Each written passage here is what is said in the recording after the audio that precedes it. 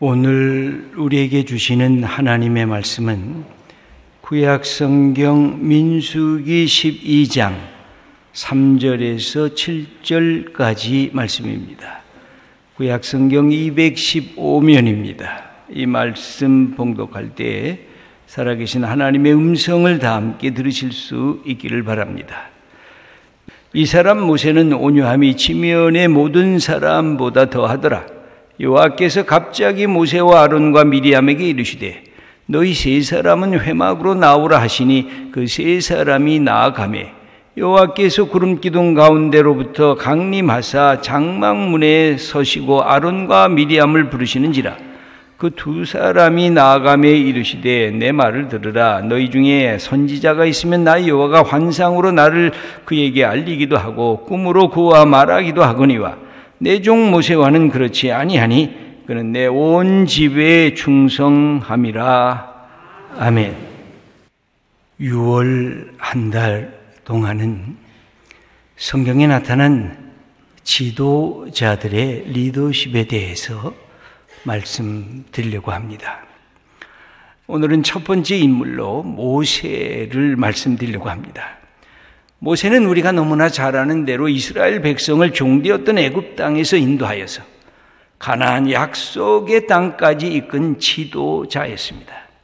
그는 군사 전략가였습니다. 정치적인 탁월성을 지녔던 그런 지도자였습니다. 무엇보다 하나님께서 영적으로 사용하신 이스라엘의 지도자입니다. 모세의 지도력의 특성을 우리는 무엇으로 얘기할 수 있을까? 모세의 이야기를 전부 다 얘기하려고 하면 너무나 많습니다. 다만 오늘은 모세를 참된 지도자로 세워 나갔던 그의 그 기초적 성품, 그것은 바로 온유함이었습니다. 성경은 이 사실을 이렇게 우리들에게 가르칩니다. 민수기 12장 3절을 우리 함께 읽어보겠습니다. 이 사람 모세는 온유함이 지면의 모든 사람보다 더하더라. 온유함이 아주 탁월했다고 우리들에게 가르친 것입니다. 그렇다고 하면 우리는 질문이 생깁니다. 모세는 정말 온유한 사람이었을까? 성경을 읽어보면 결코 그렇지 않았던 것 같습니다. 그는 화도 자주 냈습니다. 자기 백성을 품지 못하겠다고 스스로 자책하기도 했습니다. 하나님을 향해서 항변했던 적이 한두 번이 아니었습니다. 도대체 온유하다는 게 뭘까? 우리는 먼저 온유함에 대한 오해를 생각해야 할 것 같습니다. 온유함이란 자기 연민이나 열등감이나 때로는 비굴함으로 조용히 있는 것이 온유함이 아닌 것입니다. 온유함이란 태만하고 게을러 터진 것을 의미하지도 않습니다. 삶을 뭉개적거리면서 그냥 살아가는 것이 온유함이 결코 아닙니다. 온유함이란 연약한 것이나 무기력을 뜻하는 것도 아닙니다. 오히려 강인한 용기와 활력을 지닌 태도가 온유함입니다. 상처난 사람들에게 먼저 다가갈 수 있는 포용하는 능력이 온유함입니다. 온유함이란 자기 자신이 힘이 있지만 그 힘을 통제할 줄 아는 능력이 온유함이라고 할 수가 있습니다. 우리 모세를 다시 살펴보면 모세는 젊었을 때 난폭했습니다. 급한 성격도 지니고 있었습니다. 자기 나름대로 영웅정신을 지녔습니다. 어떻게 보면 정치적 메시아니즘에 함몰되어 있었다고도 할 수가 있습니다. 자기가 이스라엘의 진정한 지도자가 될 수 있겠다, 그렇게 여겼던 것 같습니다. 모세가 살인을 저지르고 광야로 도망한 것을 보면 그 살인의 내용들이 반역죄가 포함된 것처럼 보여집니다. 어쩌면 히브리 백성들을 통해서 민중봉기를 꾸미고 있었던 것은 아닌가도 생각이 됩니다. 그런데 그것이 결정적으로 실패했던 것입니다.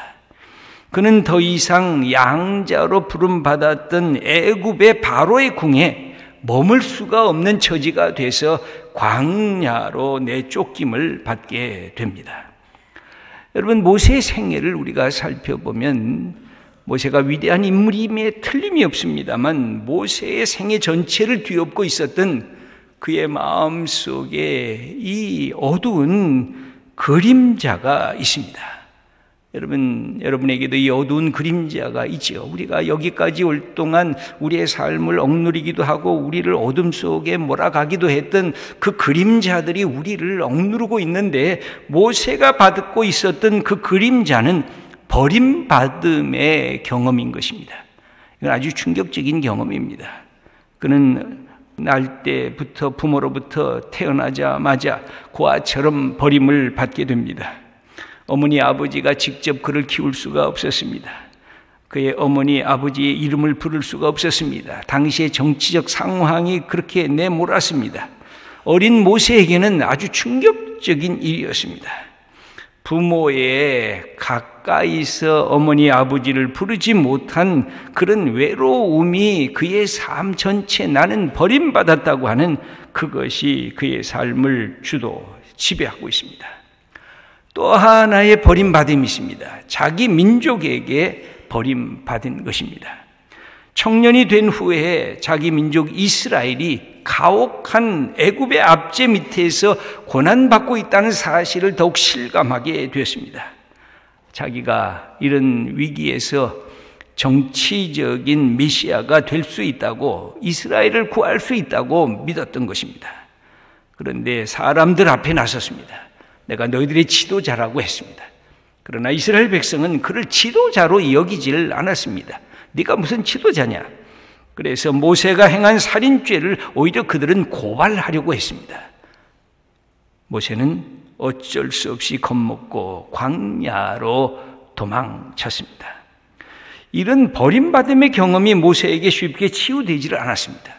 하나님을 깊이 만나기 전에 그는 40년의 광야 생활을 거치면서도 그 치유가 쉽지가 않았습니다.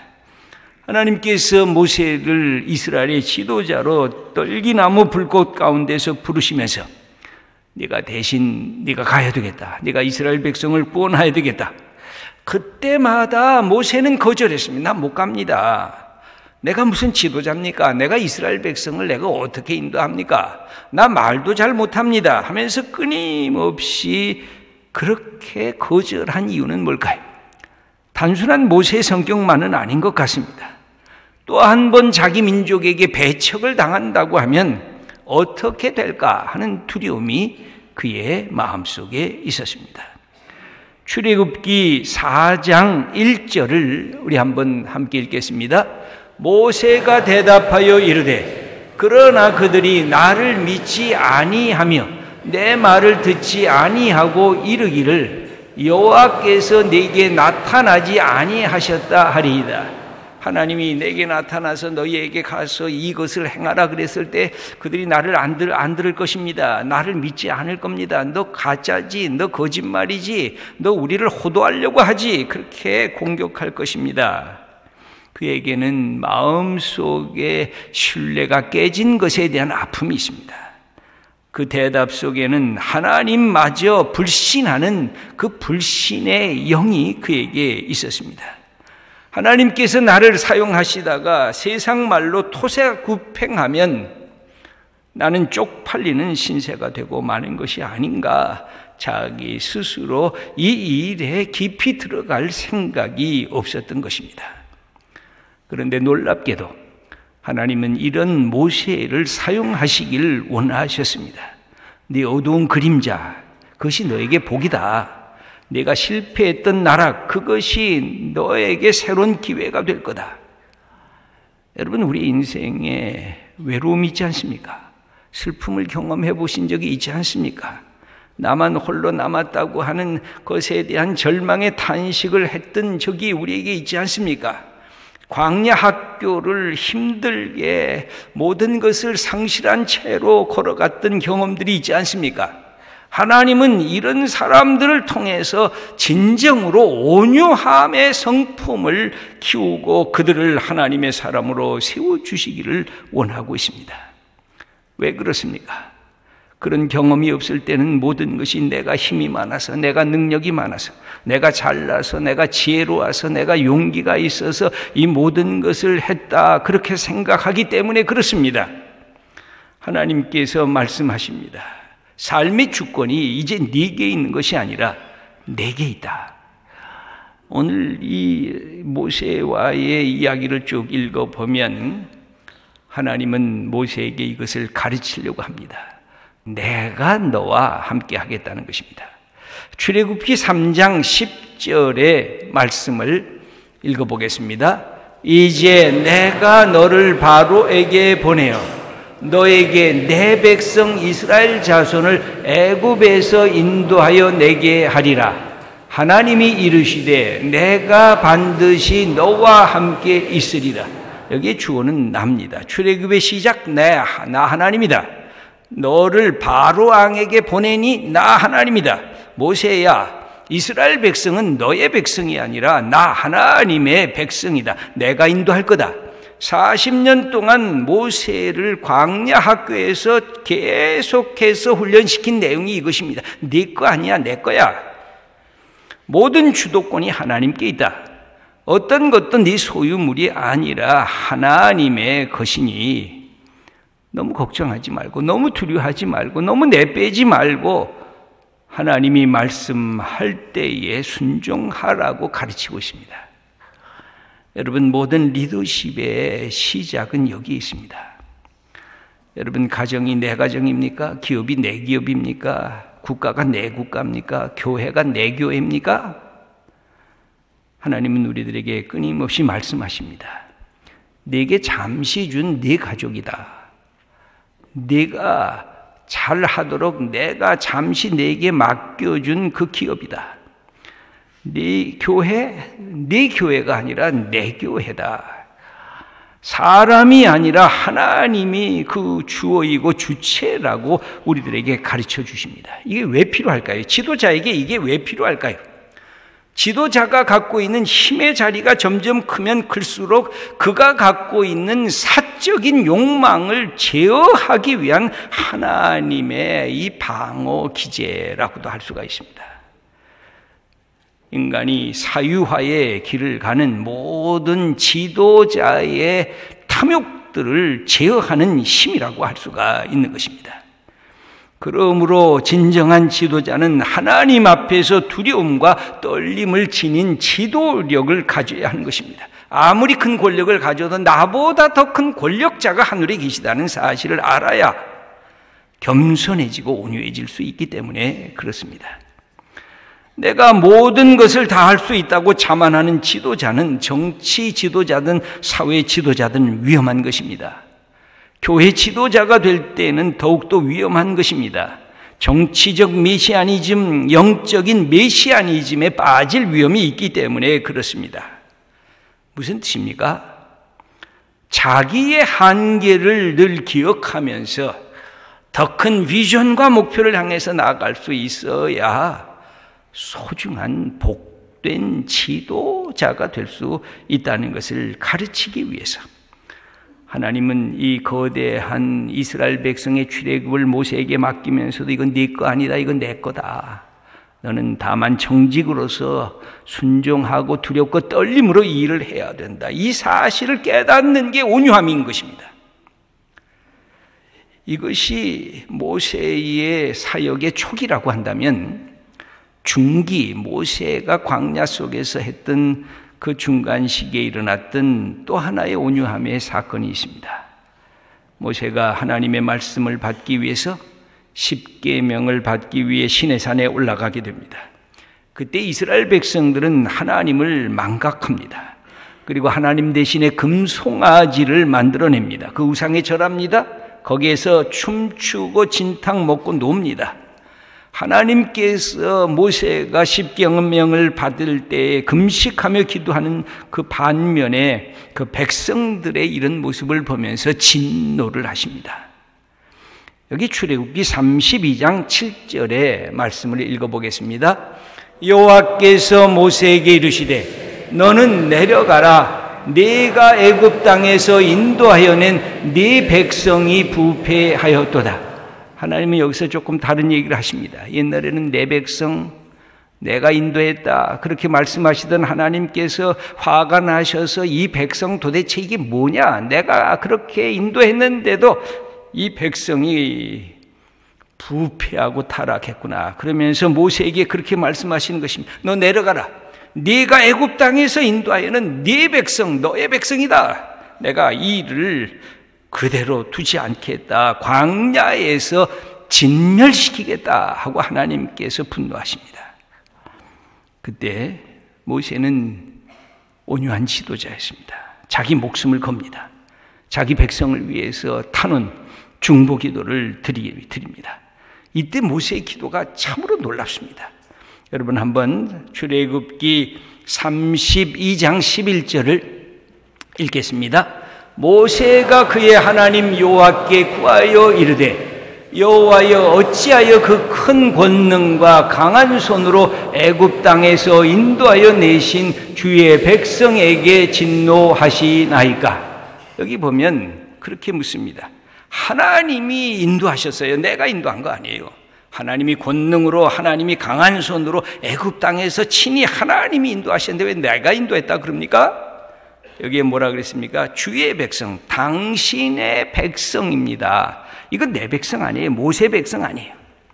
여기에 모세는 하나님을 향해 어찌하여라고 하는 그 질문을 할 수 있을 만큼 용기와 배짱이 있었습니다.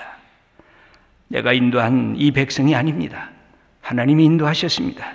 하나님, 이 백성은 모세의 백성이 아닙니다. 이 백성은 하나님의 백성입니다. 그러면서 연속해서 이 출애굽기 32장을 보면 세 개의 질문을 하나님을 향해서 퍼붓습니다. 하나님 뭐 하십니까? 하나님은 대답하지를 않으시고 결과만을 하나님의 마음이 움직여요. 나 진노 안 하겠다. 너희들 진멸 안 하겠다. 여기에서 우리는 새로운 사실을 깨닫습니다. 지도자를 위해서 공동체가 있는 것이 아닌 것입니다. 공동체를 위해서 지도자가 있는 것입니다. 공동체를 위해서 지도자를 뽑는 것입니다. 정치 권력자가 되는 것은 국민을 위해서 뽑는 것이지 정치 권력자의 이익을 위해서 국민이 존재하는 것이 아닌 것과도 같습니다. 교회도 그렇습니다. 목사를 위해서 교회가 있는 것이 아니라 교회를 위해서 목사가 있는 것이고 교회 직분자들이 있는 것입니다. 이 사실을 모세는 다시 한번 확인하는 것입니다. 맞습니다. 이게 하나님의 것입니다. 내 것이 아닙니다.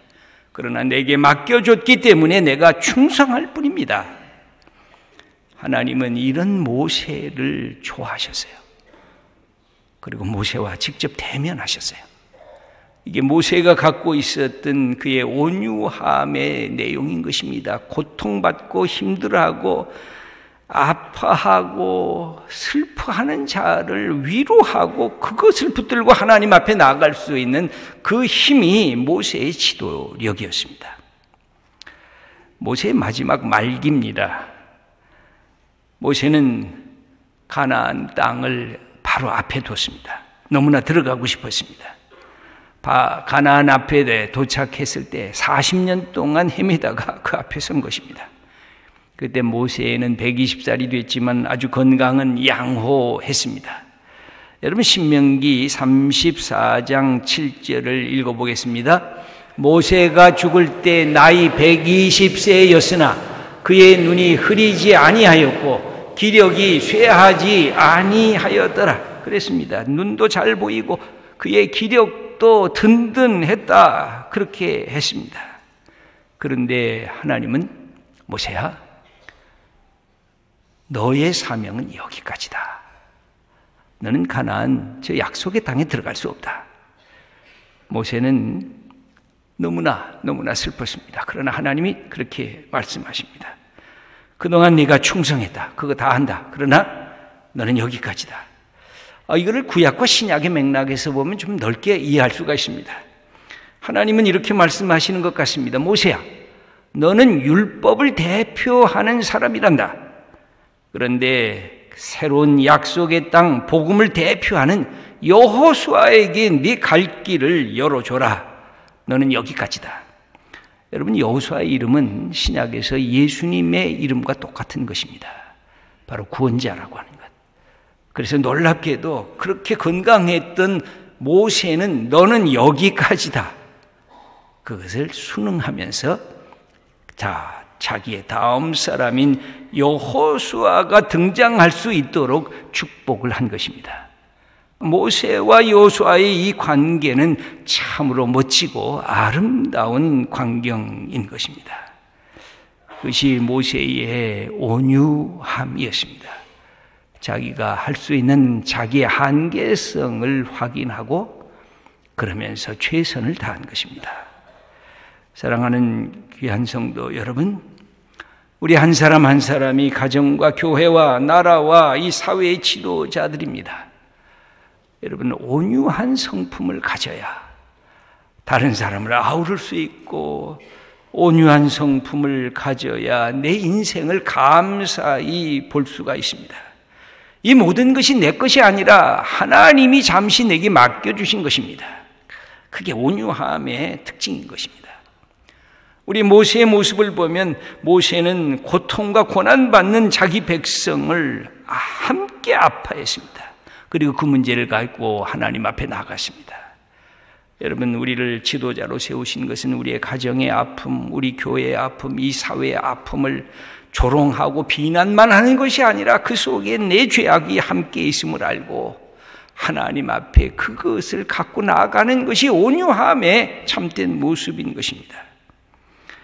모세의 온유함 속에 뭐가 있습니까? 내가 다 할 수 있다. 내가 나 없으면 아무것도 안 된다. 마치 주인의식처럼 멋지게 보이지만 여기는 잘못된 메시아니즘이 들어가 있을 수가 있습니다. 나 아니면 되는 것이 없다고 하는 것.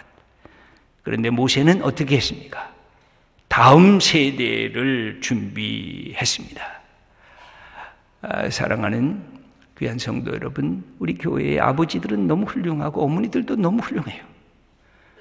그런데 우리 아들, 딸들이 20이 넘고 30이 넘고 40이 넘어가는데도 꽉 붙잡고 있는 부모들이 너무 많아요. 좀 놔주세요. 그리고 아들, 딸을 신뢰하고 그들에게 그 다음 길을 가도록 부모들이 당신이 그렇게 꽉 붙잡고 있던 것을 놔주셔야 그게 온유한 거예요. 내 아들, 내가 아니면 안 된다고 붙잡지 말고. 여러분, 우리의 삶에서 우리의 다음 세대, 우리의 자녀들, 젊은 청년들, 대학생들, 우리에게 이 위임하지 아니하면 우리의 길이 쉽지가 않은 것입니다. 모세에게 있어서는 그의 다음 여호수아에게 모든 것을 위임하면서 새로운 시대를 열게 된 것입니다.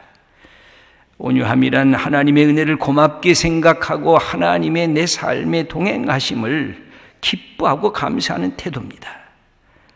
이 귀한 사명을 우리 모든 성도님들이 함께 기쁨으로 감사함으로 감당하는 귀한 우리 성도님들, 우리 교회 되기를 축원합니다. 하나님 아버지, 감사합니다. 우리 온유한 성품의 소유자인 모세가 하나님 앞에 순종하며 겸손히 그의 일을 감당했습니다. 우리에게도 이런 온유함과 겸손함이 있게 하시고 하나님의 뜻을 분별하며 주님의 마음으로 이 귀한 역사를 감당하게 하시옵소서. 예수님의 이름으로 기도드립니다. 아멘.